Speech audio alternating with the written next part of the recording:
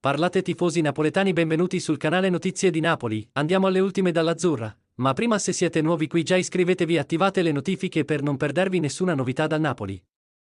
Maldini ha poi rimarcato la marcia del Napoli, ma anche la volontà del Milan di lottare fino alla fine per confermarsi campione d'Italia. Abbiamo 2 punti in meno rispetto all'anno scorso, siamo in linea, a parte la partita di Torino in cui abbiamo sbagliato interpretazione.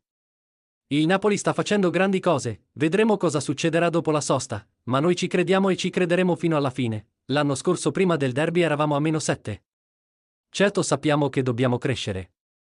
Una battuta poi sul difficile inserimento di De Ketelaere, ancora in panchina, e sulle condizioni di Zlatan Ibrahimovic. Per il momento si può dare solo un giudizio parziale, sapevamo che l'inserimento non sarebbe stato semplice, ma abbiamo già vissuto i casi di Leao e Tonali che hanno faticato nella prima stagione.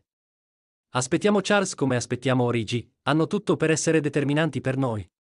Zlatan sta bene, speriamo di riaverlo a gennaio. Ehi, fan di Azzurra? Lascia la tua opinione nei commenti perché è molto importante per il Napoli.